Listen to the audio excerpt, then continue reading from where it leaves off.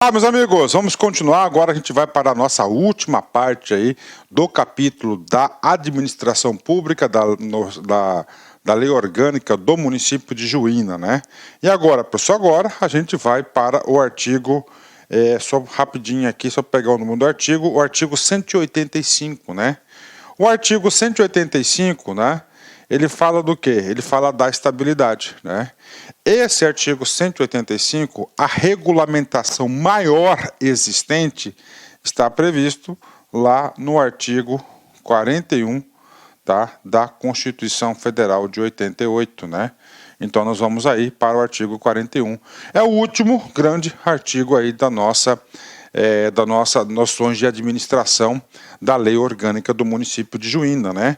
Só para vocês terem uma ideia, só para fazer uma ajuda à memória aqui, nós vimos o artigo 37, né, que trata da administração pública como geral, os princípios, né, regras de concurso, regras de remuneração, né?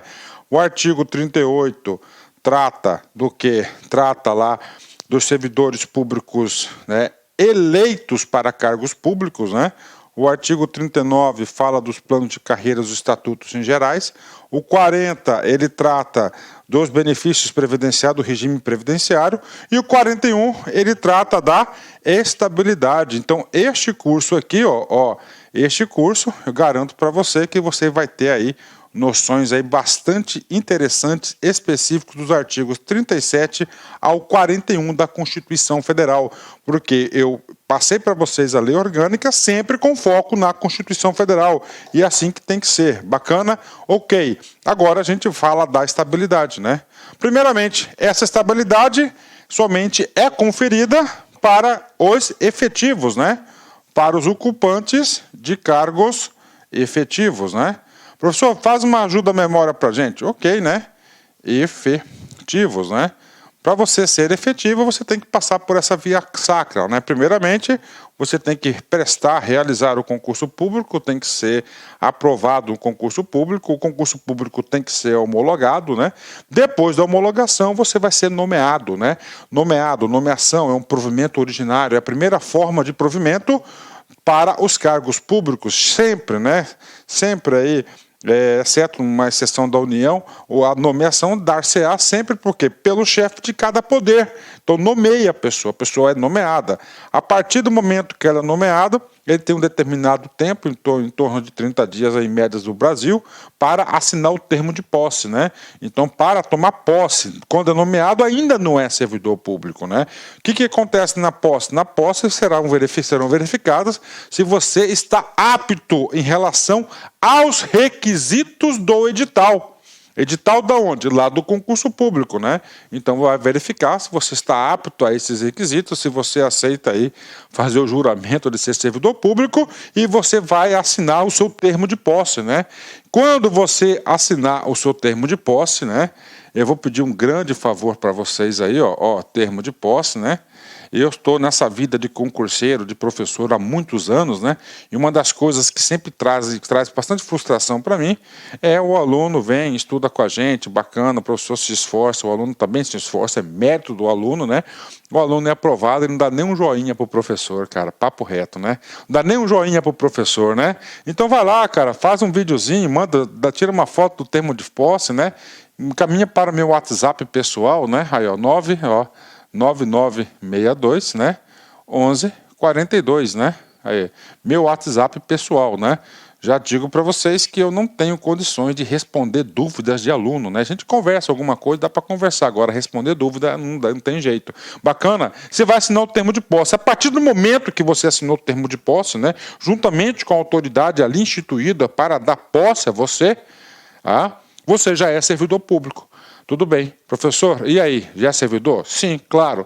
E aí, professor, já estou recebendo? Não. Por quê? Porque a lei ainda concede um prazo para você efetivamente trabalhar, entrar em exercício. Pronto, entrou em exercício. A partir do momento que entrou em exercício, você vem uma outra via sacra para adquirir a sua estabilidade, né? Professor, o que significa essa estabilidade? Essa estabilidade significa dizer que você não poderá ser demitido, não poderá ser exonerado do cargo público, né? sem motivo algum, somente aqueles casos previstos, né, na legislação que você poderá aí ser demitido ou exonerado, né, pelos casos principais, se você aprontar em especial, tudo bem? Bacana a estabilidade. Então a estabilidade é muito importante, é uma segurança aí jurídica que tem um servidor público. Professor, como é que eu vou adquirir essa estabilidade, né? Você vai adquirir essa estabilidade, você, a partir do momento, primeiro dia que você entrou em exercício, você passa aí por um período chamado estágio probatório, né? Então, esse estágio probatório, né? Durante o estágio probatório, você é submetido a avaliação de desempenho periódica, para avaliar o seu desempenho no cargo. Né, para no final o seguinte, né, no final de 3 anos de efetivo exercício, tá, vai verificar se você tem aí realmente aí aptidão para o cargo, é publicada a sua estabilidade. Pronto, este é o objetivo da sua estabilidade, né? Professor, isso aqui é comparado ao contrato de experiência da CLT? Exatamente, isso aqui é comparado aí ao contrato de CLT, da CLT aí, o contrato da CLT. Bacana? Bingo, né? E aí, professor, vem comigo, vamos lá, né? Feita essa explicação inicial, vamos para o artigo 185 da Lei Orgânica do Município de Juína. O que acontece? Esse artigo 185, né? Eu vou até anotar aqui, vide o artigo, olha só, o artigo 41 da Constituição Federal de 88. Então, é importante você estudar com essa sincronia, isso ajuda você a fixar o conteúdo. Vamos lá, são estáveis, né? Ou seja, adquire a estabilidade após 3 anos, né? Após 3 anos, né? Esses 3 anos, né? Depois da emenda constitucional número 19 de 98. Porque antes da emenda, nós tínhamos o quê? Antes da emenda, nós tínhamos 2 anos que era para estabilizar o servidor público. 3 anos de efetivo exercício, olha só, tem que estar trabalhando no cargo, né? Os servidores municipais nomeados, forma de provimento originário, para o cargo de provimento efetivo. Na sua prova vai falar que o cara vai adquirir a estabilidade após 3 anos, quando ele é nomeado em cargo, em comissão. Negativo, é obrigatório ocorre a estabilidade apenas em cargo efetivo, né? Em virtude de concurso público, a Constituição trouxe a obrigatoriedade do concurso público. Então, uma situação para a estabilidade é o concurso público, né? Professor, tem exceções? Tem, né? Esse nosso curso aqui eu estou trazendo algumas noções para vocês, mas eu tenho que falar.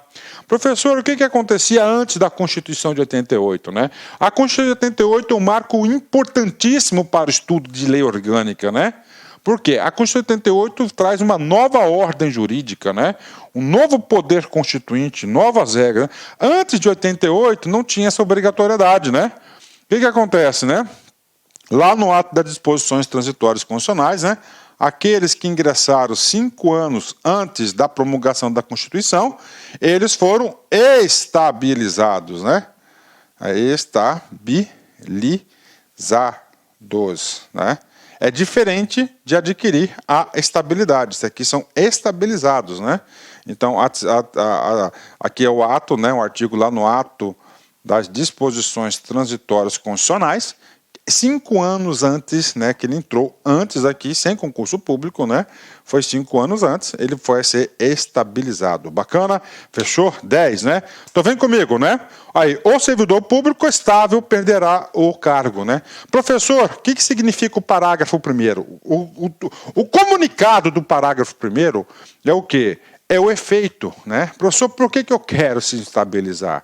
Porque é o seguinte, você vai estar seguro no cargo, você não poderá perder o cargo. Olha, o servidor público estável só perderá, né? Isso aqui é Ctrl+C e Ctrl+V do artigo 41, parágrafo 1º da Constituição Federal, né? Ou seja, o legislador diz que você poderá perder o cargo em virtude de quê? Vem comigo aqui, né? Opa! Meu microfone aí, tá beleza o áudio aí? Ok, né? Vamos lá, primeira hipótese, né? Em virtude de sentença judicial transitada e julgado. Professor, quem que profere sentença judicial? Apenas juiz, né? Ou seja, né, apenas o Poder Judiciário. Então aqui é Poder Judiciário, olha aí, Poder Judiciário, né? Professor, como assim Poder Judiciário? Rapaz, está rolando lá uma ação penal contra o cara lá de corrupção pesada, propina, né? E aí o juizão analisa os fatos, né? Ação penal aí cabível, né? Analisa os fatos e chega à conclusão realmente aí da autoria do sujeito, do servidor público, né? Além de decretar a sua pena lá de prisão e tal, entre uma das punições ele vai decretar o que? A perda da função pública, né? A demissão dele aí. Ele vai ser demitido, ele vai ser punido, né? Segunda hipótese, né? Claro, aprontou, independentemente do Poder Judiciário, né? Na esfera administrativa, ó, mediante processo administrativo, tá? Esse processo administrativo é o famoso PAD, né? A regra do PAD normalmente está no Estatuto do Servidor Público Civil, né? Em que lhe seja assegurada ampla defesa, né? Olha aí o direito aí ao contraditório, ampla defesa assegurado pelo PAD, né? Terceira e última hipótese que trazida aqui, né? Mediante procedimento de avaliação periódica, né, de desempenho na forma da lei complementar assegurada à defesa. Este inciso aqui também foi incluído na Constituição Federal através da grande reforma administrativa que teve em 98, tá? Reforma administrativa aqui. O que acontece, né? Qual que é a intenção dela, né? Olha, o cara foi lá, estabilizou, pronto, está garantido, só não aprontar. Então ele chega lá de boa, enrola o dia todo, né? Pronto, e aí, professor? Aí o legislador fala que você é um cara profissional, você recebe bem, então você tem que trabalhar. Então vamos fazer o seguinte, eu vou fazer uma lei complementar que vou regular o seu desempenho. Se em determinados critérios objetivos você não tiver o desempenho satisfatório, tchau e benção, você será exonerado aí, tá? Você será exonerado, né? Você será exonerado. O item 1, ele será demitido, o item 2, demitido, e o outro ele será exonerado por falta de desempenho. Acontece o seguinte, tá? Que esta bendita lei complementar, infelizmente, está em discussão eterna. Ela não foi editada ainda. Aí, ó. Não foi editada pelo Congresso Nacional. Essa é uma lei federal, né? Uma lei nacional, né? Então tá aí as três hipóteses, né? Professor, e aí, professor? Cara, eu como tenho bastante experiência em estatutos, né? Vários aí, eu tenho que ampliar um pouquinho mais, né? O examinador. Então é o seguinte, na lei orgânica traz 3 formas de perda do cargo público após a estabilidade, né? Nós temos outros casos, né? Vem comigo, né? Outros casos de exoneração, nenhum é demissão, né? Demissão somente em 2 casos, né? Ou Poder Judiciário, né? Sentença judicial, ou PAD, processo administrativo disciplinar, que é na esfera administrativa. Primeiro, né? O que acontece? Aqui está antes da sua estabilidade, ó. For extinto o cargo ocupado por servidor não estável, né? Então é o seguinte, você estava lá na Secretaria de Cultura, um exemplo, né? Você estava ocupando o cargo de técnico assistente da Secretaria de Cultura, estou chutando, não sei se existe esse cargo, provavelmente não. De boa, tranquilo, né? O que acontece? Um belo dia você é surpreendido numa publicação no Diário Oficial, na Gazeta Municipal aí, ou lá do Tribunal de Contas, o quê? Da extinção dessa secretaria e a declaração de desnecessidade dos cargos. E aí, professor, acabou, não tem mais o órgão, né? E aí, cara, eu não conseguia a estabilidade. Se você não tem a estabilidade nesse prazo de 3 anos, você será exonerado, né? Exoneração é diferente de demissão, tá? Demissão é uma penalidade aplicada que você perde o cargo público, né? A exoneração não é uma penalidade, né? Por exemplo, a demissão, ela tem refeitos, né? Então a pessoa, dependendo da forma que ela for demitida, ela jamais poderá retornar para o serviço público, né? Bacana? Ou outros casos, ficam 5 anos aí na quarentena, né? Exoneração não, é administrativa, não há punição, né? Somente ele é exonerado do cargo, né? Segunda hipótese, vem comigo aqui, né? O servidor não estável, de novo, o cara não estável, né? Ó, que esteja ocupando o cargo que deva ser provido mediante reintegração de outro servidor anteriormente demitido de forma ilegal, né? É o Instituto da Reintegração, a gente vai estudar ainda nessa aula, porque está aqui na lei orgânica, né?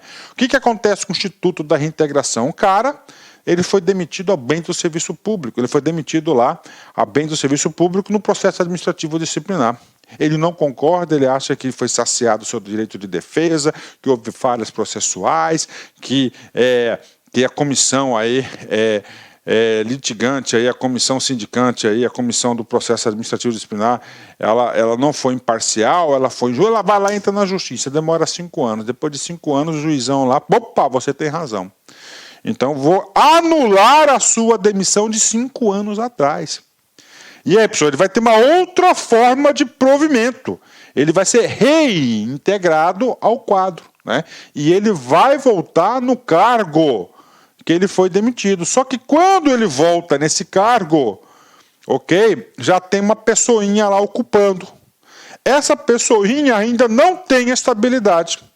O que acontece? Esse cara aqui, ele será o quê? Exonerado, porque ele não tem estabilidade. Bacana? Olha aí que coisa importante, né? Terceiro caso, a gente vai ainda falar, ó, ocorrer insuficiência de desempenho de exoneração, que a gente já falou no item anterior, né? E o último caso, né? Esse caso aqui, inclusive, é constitucional, né? Você perde o cargo, esse aqui, no caso aqui, você está estável, né? Ó, por excesso de despesa com pessoal. Então, nós temos aí a Lei de Responsabilidade Fiscal, que estabelece aí um limite de gasto pessoal.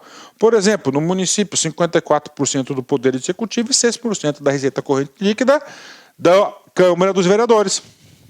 60%. Vamos supor que o município de Juína, eu vou até bater aqui para isolar, isso nunca vai acontecer, está com 70% dos gastos. E aí, tem que reduzir.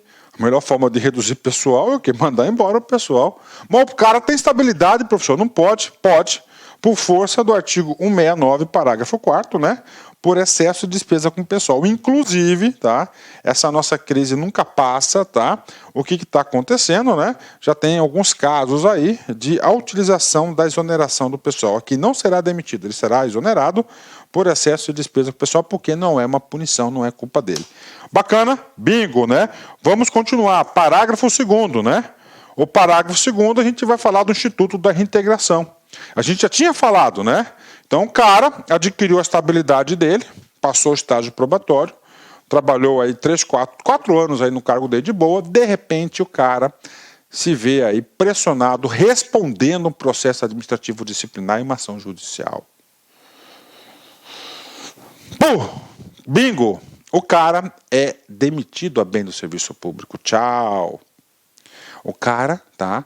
Ele se sente muito injustiçado. Ele entra na justiça. Ele foi demitido. Tá? Passados 5 anos, o cara consegue reverter essa decisão lá na justiça, anulando o seu ato de demissão.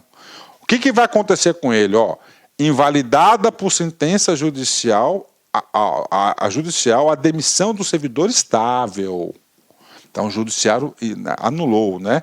Será ele reintegrado, né? Reintegrado, né? Olha aí, então, quando ele é demitido, quando ele volta, o instituto é reintegração, cara, isso cai bastante, ok? Tá? E também validada a sentença judicial e também a revogação ou anulação da decisão administrativa da demissão. Aí é o seguinte, o cara voltou 5 anos depois, o cargo dele está ocupado, ó, e o eventual ocupante da vaga se estável. Então o cara está lá, né? O cara ele tá ocupando, fez o concurso de boa, entendeu? De boa, né? Passado aí 4 anos nesse cargo, né? O que vai acontecer com o cara? Aí ele é surpreendido, né? Com uma informação que esse cargo, o anterior ocupante, ele foi reintegrado. Então ele vai ter que sair da vaga para ele. E aí, professor, o cara que é estável não será exonerado, tá? Porque ele é estável. Olha a importância da estabilidade. Ele será reconduzido, ou seja, ele vai voltar. Se ele já era servidor antes, ele volta para o cargo anterior. Aí, ó, reconduzido ao cargo de origem, é o Instituto da Recondução aqui, né? Sem o direito à indenização, aproveitado em outro cargo, né? Ou seja, ele não tinha um outro cargo, né, antes, né? E aí ele vai ser aproveitado, né, em outro cargo, ou posto em disponibilidade. Então ele fica em disponibilidade. A disponibilidade a gente vai falar já para vocês aí. Com remuneração do serviço ou tempo de serviço, né? Professor, o que faltou aqui, né? Faltou dizer aqui o seguinte, né, que esse cara que vai ser reintegrado, tá? Ele vai receber toda a verba, né? Ele vai ser indenizado, ele vai receber tudo, né? Ó, ele vai receber toda a remuneração do período, né? toda a remuneração. Então é uma grana preta, né? Então ele ficou aqui 5 anos fora, né? Quando ele é reintegrado, né? Tá certo? Aqui nesse ponto, né? Aí ele vai, ó, receber todo esse din-din de reintegração. Bacana? Então isso aqui é reintegração, né? Professor, eu não entendi aí, cargo ocupado, não sei o quê. Então tem um esqueminha para vocês aqui para ficar melhor, né? Para a gente aprofundar um pouquinho mais. Efeitos da reintegração. Primeira coisa, você sabe, reintegração, reintegrado é o caso do demitido. O cara foi demitido, o cara voltou, né? Vamos lá. Aí quando ele volta, se o cargo estiver livre, bacana, ele ocupa o cargo dele. Agora, o problema é se quando ele volta para aquela vaga dele, a vaga dele está ocupada. E aí, professor? Duas situações, se é estável ou não. Se estável, pode acontecer 3 coisas. Primeiro, o cara que está ocupando a vaga, se ele é estável, ele vai ser reconduzido ao cargo de origem. Isso aí que está na legislação, né? 2, ele poderá ser aproveitado em outro cargo, né? Quem que vai ser aproveitado? O cara que já é estável, estou ocupando uma vaga que teoricamente não é minha, eu vou ser aproveitado, vou ser colocado em disposição, né? Vai ser aproveitado no outra vaga, se tiver lá do mesmo cargo, inclusive, né? Ou posto em disponibilidade até que seja aproveitado, até que surja uma vaga, né? Tá certo? Então vamos lá. Bingo, fechou. Então ele pode ser aproveitado. E se ele não for estável, ele será exonerado. Ô, seu tadinho, né? Ponto, pago, né? Parágrafo 3º, vem comigo aqui, tá? Olha só, o parágrafo 3º ele trata do Instituto da Disponibilidade e Aproveitamento, né? Aproveitamento é uma forma de provimento também, tá? Nós temos aí 7 formas de provimento no meu entendimento, né? 4 R's ANP, tá? 4 R's ANP, aproveitamento também é uma forma de provimento, de ocupar o cargo público. Para você entender o aproveitamento, você tem que entender a disponibilidade. Já expliquei bastante sobre ela, mas agora eu vou falar aí com mais profundidade aí, especificamente desse assunto. Extinto o cargo ou declarada a sua desnecessidade. Professor, quando que ocorre isso em caso real? É aquilo que eu falei, você é técnico da Secretaria de Cultura. A Secretaria de Cultura foi extinta. Ó, não é que estou desejando, é um exemplo hipotético. Tá? E aí, professor? Eu sou estável. Bacana, se você é estável, você não vai poder ser exonerado por esse motivo. O município não tem aonde me aproveitar. Você vai ser colocado em disponibilidade. Ó, estável, na prova vai falar que ele é não estável. Não cabe não estar, disponibilidade somente estável. Então você vai ficar em disponibilidade. O que é disponibilidade? Você vai ficar na sua casa, tá? Mas à disposição do órgão, tá? Quando o órgão, né, precisar chamar para aproveitar você, você tem que vir. Tudo bem. Aí pergunta que não quer calar. Professor, eu vou receber din-din? Bem, vai. Com remuneração proporcional ao tempo de serviço. Daí, tá? Até o seu adequado aproveitamento. O que é o aproveitamento? O órgão de recursos humanos, gestão de pessoas da prefeitura, encontrou um cargo, né? Vagou, por exemplo, lá, vagou uma vaga para você, um cara aposentou, entendeu? Ele conseguiu aí um outro lugar e você vai ser aproveitado, tá? Aproveitado, aí você volta em outro cargo, tá? Bingo! 10. Então esse é o Instituto da Disponibilidade e do Aproveitamento. Vem comigo, né? Vamos lá. Olha só. Como condição para aquisição da estabilidade, é obrigatória a avaliação especial de desempenho por comissão instituída para essa finalidade. Então aqui, isso aqui também foi inovação da emenda número 19, né? Ele diz o seguinte, ó, para você ter a estabilidade, você tem que ser aprovado no estágio probatório, né? Então significa avaliação de desempenho. Isso eu já falei lá, e mais 3 anos. Pronto, artigo 41, pago para vocês, né? E agora? Agora, a lei orgânica ela fala aí de alguns direitos específicos do servidor, né? E isso é novo, não é novo não, isso aí é de direitos autorais do município de Juína, tá? Então a lei orgânica aí traz isso, porque na Constituição Federal não traz dessa forma, né? Traz o inciso lá do artigo 5º, né? Então vem com o primeiro direito à livre associação profissional sindical, né? Então livre associação, né? A Constituição Federal de 88, lá nos nossos direitos individuais e coletivos, os direitos e garantias individuais e coletivas, fala direito à associação sindical, né? Então, a administração pública, o patrão, né, qualquer um que seja, não pode impedir que você exerça esse seu direito fundamental. É livre a associação profissional ou sindical do servidor público municipal na forma da lei federal, observado o seguinte, agora vem comigo, né? Haverá uma só associação sindical para os servidores da administração direta, das autarquias e das fundações, né? Uma só associação para os servidores da administração direta. Então, cada órgão vai ter apenas uma associação sindical, né? Vem comigo. É assegurado o direito de filiação de servidores profissionais, liberais, professores, né, da área da saúde, a associação sindical da sua categoria. Então, cada um vai ter, nós vamos ter uma associação sindical dos servidores gerais, né, e tem uma de cada categoria. E para cada categoria, ele definiu aqui um negócio um pouquinho diferente. O servidor da administração pública indireta, as empresas públicas e a economia mista, todos os estatutários poderão associar-se em sindicato próprio, né? Ou seja, sindicato aí próprio. E, finalmente, né, vem comigo, opa, tem mais um item aqui, ao sindicato, servidores públicos municipais, cabe a defesa, olha só, professor, e aí, o sindicato, para que faz o sindicato? Isso é muito importante, cara, ó. Ao sindicato dos servidores públicos municipais, cabe a defesa dos direitos e interesses coletivos. Ah, professor, dá um exemplo aí de direito coletivo, né? Sim, né? Negociação de tabela, reajuste, né? Tabela, plano de carreira, isso é tudo a coletividade. E também é atribuído ao sindicato ele defender um membro, um filiado, de forma individual, inclusive processualmente, né? Ele pode estar defendendo, sim. Ele tem direito de representatividade, porque, ó, da categoria, assuntos da categoria, inclusive em sugestão judicial ou administrativa, né? Professor, você foi muito da área de RH? Fui, graças a Deus, né? Eu tenho bastante conhecimento dessa área aqui do direito administrativo aqui, né? Porque eu trabalhei muito tempo nessa área, né? Então, o que acontece? É comum, por exemplo, ocorreu o seguinte fato. Olha só, ocorreu o seguinte fato, né? O servidor faz uma procuração para o servidor e o servidor que faz a correria na administração pública, em especial lá no RH, para os seus direitos, né? Bingo, vamos lá. Inciso 5, né? Direito sindical ainda. Vamos lá. A Assembleia Geral fixará a contribuição que será descontada em folha, ó, já está garantido o desconto em folha, grande benefício. Eu acho que se não tivesse esse desconto em folha aí, o sindicato acabaria, porque eu acho difícil o cara pagar aquele boletim todo mês, né?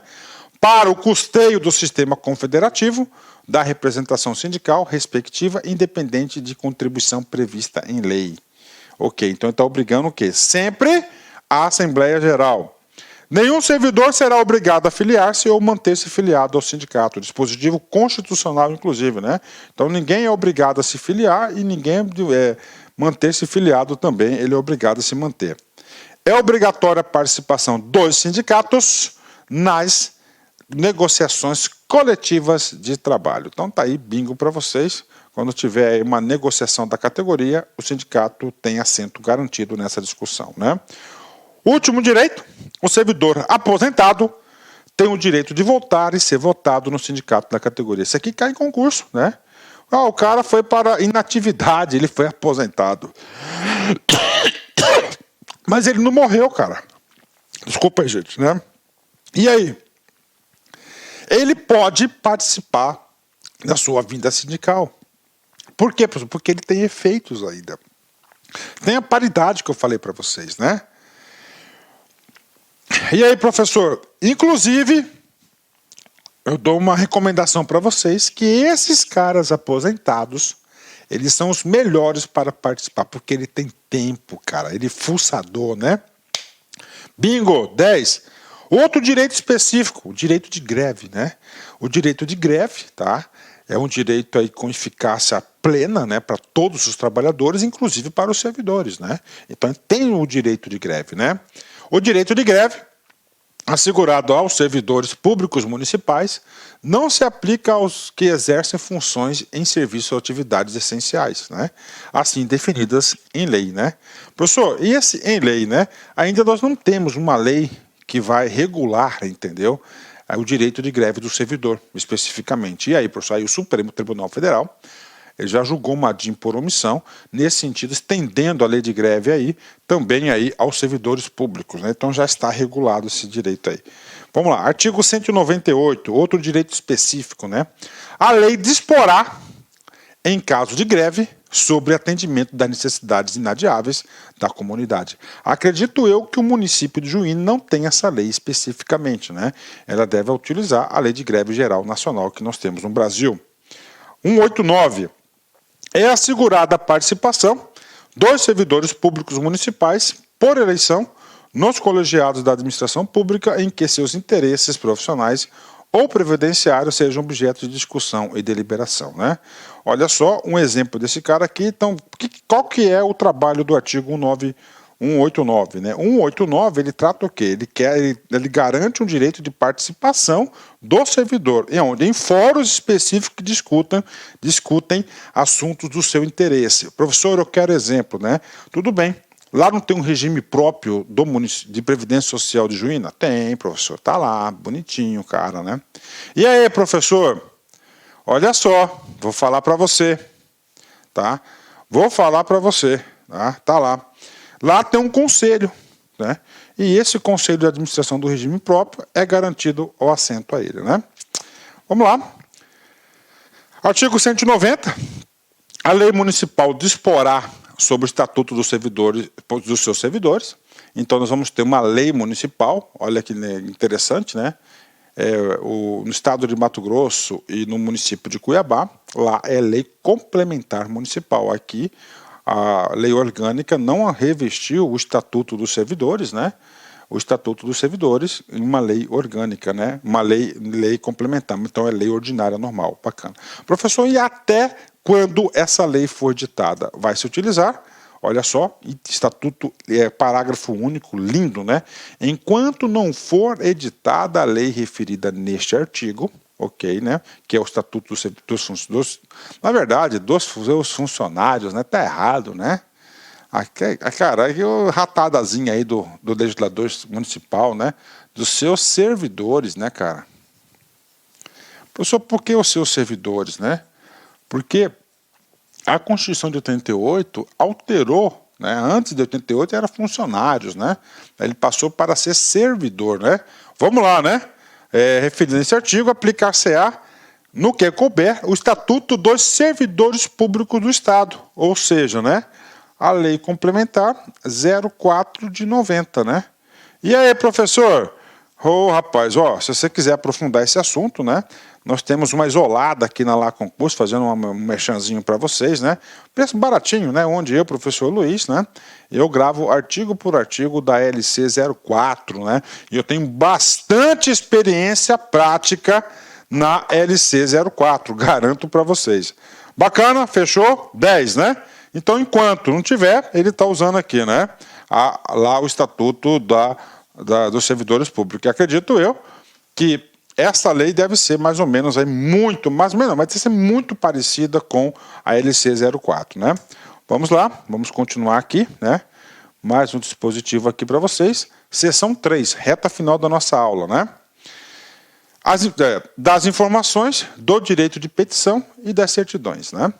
A Prefeitura e a Câmara Municipal, ou seja, o comando no 191, ele já atende os dois poderes do município, o Poder Executivo e o Legislativo.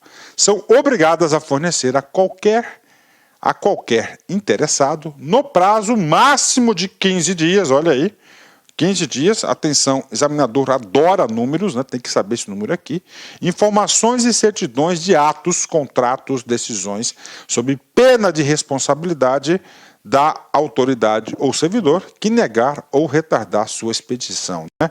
Isso aqui diz respeito a um preceito constitucional, que é o direito à informação, né? O direito à informação, salvo engano, previsto no artigo 5º da Constituição, inciso 33, tá? E este direito de informação, ele evoluiu, tá? muito importante pela Lei 12.527 de 2011, né, que é a Lei de Acesso à Informação, onde ele ampliou bastante, uma lei nacional aí, que ampliou bastante esses dispositivos aqui, né? Ok, vamos lá. Estou 15 dias. Direito à informação. Parágrafo único. A certidão relativa ao exercício de cargo de prefeito, tá, será fornecida pelo presidente da Câmara no prazo deste artigo. Então aí, a certidão relativa ao exercício do cargo de prefeito, ou seja, quem vai dar posse vai ser o presidente da Câmara, né? Vamos lá, ainda o direito de informação. Todos têm direito a receber dos órgãos públicos municipais informação de seu interesse particular e de interesse coletivo geral, que serão prestados no prazo de 15 dias, sob pena de responsabilidade ressalvada, aquelas de sigilo cuja imprescindível segurança da sociedade e das instituições públicas, né? Então aí também nós temos algumas informações aí sigilosas, né? Então vamos falar um pouquinho do sigilo, né? Professor, qual que é a informação considerada sigilo, né? Aí nós temos 3 tipos de classe. Essa informação está na Lei 12.527 de 2011, né? O que acontece, professor? O que tem nessa bendita lei, né? Nessa lei aqui, quando se fala de sigilo, olha aí, ó, sigilo, regra é informação pública, né? Agora, quando essa informação coloca em risco a sociedade, ela pode ser protegida, né? Então, ela pode ser ultra secreta, ela pode ser secreta e ela pode ser reservada. Então tá aí, né? Ah, professor, tem isso, né? Então, só aí são os níveis de classificação do sigilo, né? Ah, ótimo, né? Eu acho que no município aí de Juína não deve ter nenhum tipo de informação reservada, né? Vamos lá. Parágrafo único. São assegurados a todos, independentemente do pagamento de taxas, né? O que é assegurado? O direito de petição, né? Isso cai muito em prova, né? O examinador, como é que costuma cobrar esse assunto? Ele vai falar o seguinte, olha, para fulano de tal, teve um processo indeferido. Bacana, ele não concordou com a decisão da autoridade. Pode? Claro que ele não pode concordar. Ele não é obrigado a concordar, né? Aí ele entra com recurso. Aí ele vai falar que está cobrando uma taxa, uma tarifa, um não sei o quê, um preparo. Então não pode cobrar preparo, tá? Não pode cobrar taxas, né, para o exercício do direito de petição. Não pode, isso cai muito, preste atenção. O direito de petição, o que é o direito de petição? De você peticionar, de você pedir, de você solicitar, de você requerer alguma coisa do poder público, né? Municipais para a defesa dos direitos, esclarecimentos e situações de interesse pessoal. Então, não pode cobrar nenhum pagamento, não pode ser cobrado nenhum tipo de taxa para o exercício desse direito, né? 2, a obtenção de certidões referentes ao inciso anterior. Então, você não pode aí, tá? Você não pode aí, você quer uma certidão do seu direito, né? Então, não pode ser cobrado nenhum tipo de taxa do contribuinte ou do servidor. Bacana? Bingo! Terminamos essa sessão e vamos para a última sessão, que é da licitação, né? Licitação, nós sabemos já no artigo 37, inciso 20 da Constituição, do Estatuto Geral de Licitações e Contratos, que hoje é consagrado pela Lei 8.666 de 93.